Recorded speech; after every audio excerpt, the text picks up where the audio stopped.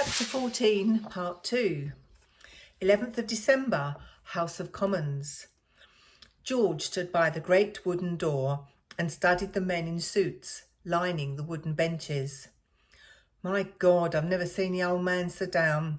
What's made him so depressed? The Americans are surely going to join us, help us out with troops and all that, after Pearl Harbor. Don't count your chickens, it's not yet official.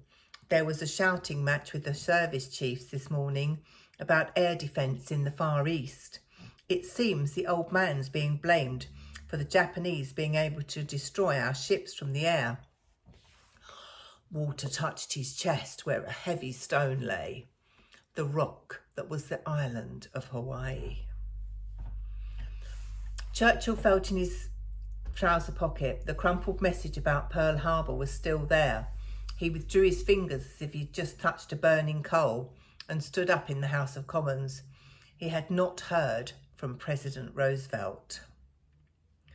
Churchill's voice wavered in his announcement and had none of the drama or zest of his usual oratory.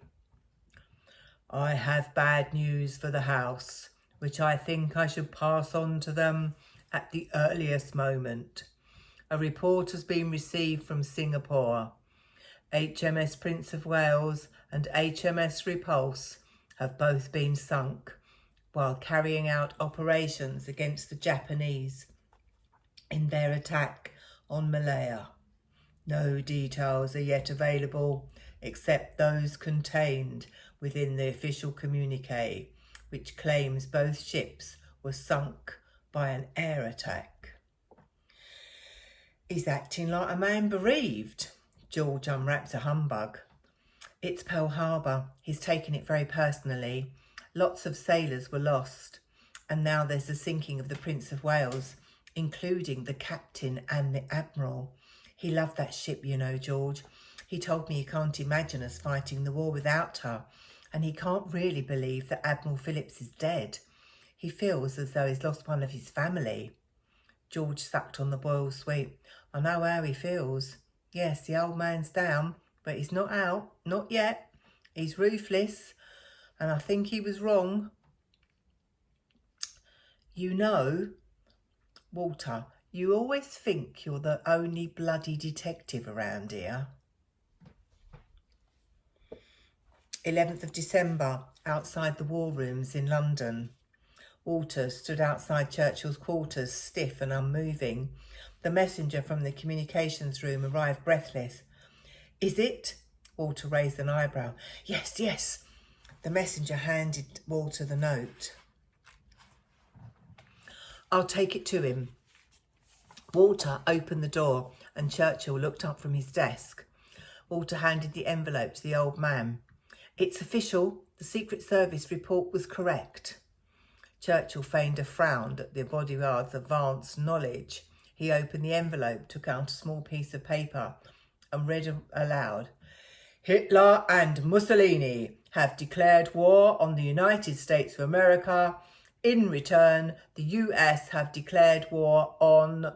He paused and stood up. Italy and Germany. Walter swallowed.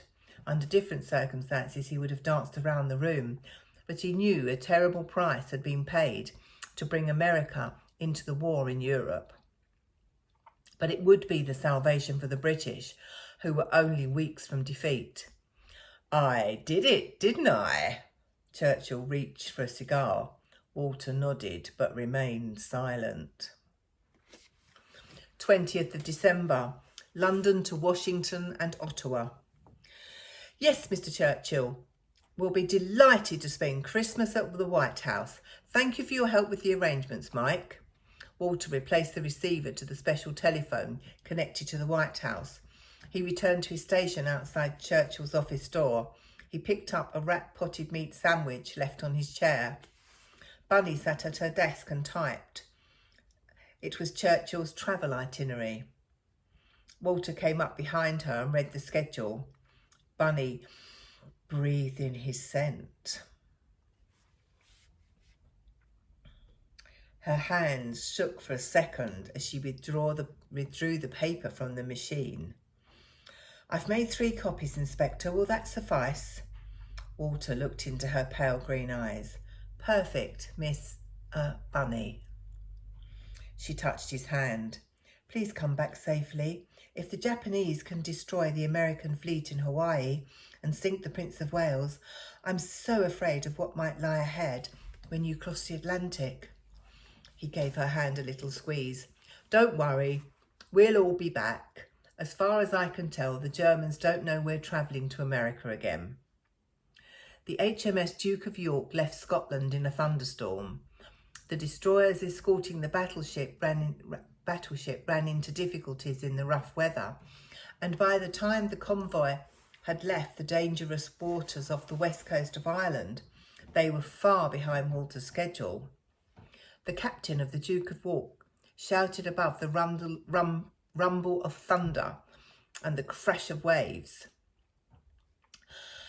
May I suggest, sir, that we sail at full speed without escort for 2 days until we can meet up with the US destroyers? Churchill stood on the bridge with his legs astride and his hands on his hips, despite the dip and yaw of the ship. The Duke of York is a fast new battleship. She can sprint across the ocean. We don't want to be late for our special meeting, do we, Captain? Churchill retired to his cabin and got into his bunk. The crew went about their duties in virtual silence. Once in a while, George would take a detour from his route around the ship, so he passed the radio room. As he crept past the open door, he would strain to hear if there was any reports of U-boats. The ship's mess was silent. Everyone was listening for German submarines.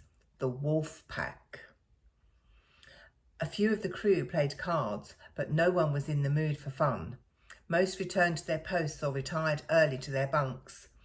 The sailors cheered when the US destroyers came into view and escorted them to Chesapeake Bay. 26th of December, the White House, Washington, D.C. Churchill was singing White Christmas while taking a bath in his suite. Walter looked out of the window and paced the room. George joined him. Washington looked like fairyland from the plane. There's no blackout here. Did you see this city lit up at night? So nice of President Roosevelt to come to the airfield to meet us. But did you see his entourage? 10 armoured cars and more men than I could count, all bristling with guns. On Christmas Eve, they all went to the grounds of the White House. A huge crowd was waiting. Walter's eyes flickered everywhere, surveying all the faces, but all were friendly and singing carols. The president threw a switch and 1,000 lights were illuminated on a tall Christmas tree. On Christmas Day, a maid came to Walter's post and handed him a package. Inside there was a blue silk necktie and a small white envelope enclosing a message that read, Christmas 1941, a Merry Christmas from the President and Mrs. Roosevelt. Churchill opened the door and put his hand on Walter's shoulder. He was dressed and ready to go out. George met them at the main door. A noisy crowd had gathered outside the Capitol building. Walter looked about for danger. Churchill gave the waiting people a broad smile and worked towards where the police were holding them back. Secret Service agents rushed across and blocked his path. Churchill pushed them away. It's nearly always the unexpected that comes off. They have been waiting to see me. Walter assessed the area, searching for blind spots where snipers could be hiding. He stood close to Churchill, with his right hand on the gun in his pocket. Churchill waved his hat and made the V sign, to loud cheers from the crowd. That evening, back at the suite in the White House, Walter checked the windows. Churchill yawned and dropped ice into a glass. It's uncommonly hot in here, Thompson. There was a tap at the door. Walter looked through the peephole. President Roosevelt was waiting outside in the corridor in his wheelchair, alone and unaided. Walter opened the door wide for the president. Churchill was standing in the centre of the room, naked, with a drink in one hand and a cigar in the other. The president began to turn his chair to leave. Come on in, Franklin, Churchill called out. We're quite alone. It's just a bit hot in here. I was off for a cool bath. Roosevelt hesitated, shrugged his shoulders and wheeled his chair into the room. Churchill stood in front of him and beamed. You see, Mr. President, I have nothing to hide. Walter threw him a towel. The old man strolled about the room, happy and talkative, sipping from his glass and pouring drinks for the president. Walter stood by the door and studied his boss. Churchill looked like a Roman senator at the bars. But did the president know about Pearl Harbor? 30th of December, Ottawa, Canada. Churchill could not cross the Atlantic without also visiting the Canadians and thanking them for their support. When they arrived in Ottawa, it was bitter cold. Walter shivered and looked with envy at the warm fur hat worn by Churchill. It was a present from the Canadian Prime Minister. Churchill took pleasure in wearing it at every opportunity throughout the 2 days they spent there, except, of course, when he addressed the Canadian House of Commons. George has somehow acquired a similar fur hat to keep the biting wind from burning his ears. At the Canadian training airfield, the ground was icy. Walter kept close to Churchill so he could reach out to support his arm, if he slipped. To his complete surprise, Walter slipped and fell, knocking over Churchill. George stepped forward and pulled both men to their feet. Walter scrambled up, his left side covered in powdered snow. Churchill took out a large cigar from his case, and a number of people rushed forward to light it, but he waved them away and turned towards his bodyguard. Walter produced his Zippo and lit the cigar. Churchill looked at Walter, patted him on the shoulder and chuckled. 31st of December. The Reichstag, Berlin and Lake Quentz. Hitler stood to make his New Year's Eve prophecy. This year will bring the final decision and will mean the salvation for our people. Himmler made no announcements. He left the Reichstag to find Walter Schellenberg, the man he'd left in charge of Operation Long Jump. He had the assassination of Churchill on his mind. So, tell me, Walter, about the progress of the training. Schellenberg was taken by surprise by this unannounced visit. Sir, good evening. Well, the British know about our spy training facility here at Lake Quentz. It is time to move the agents to our targeted locations, said Himmler.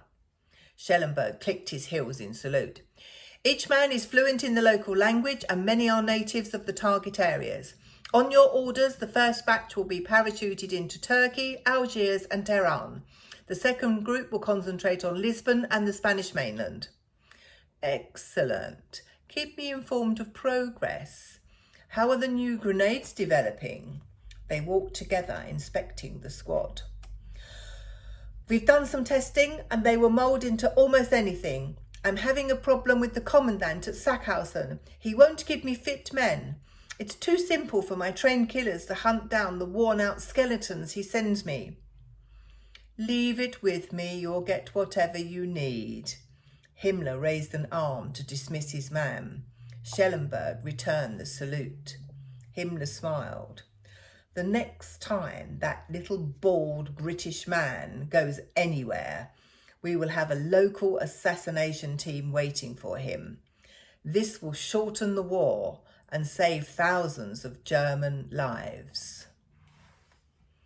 That's the end of 1941, and tomorrow I'll read 1942.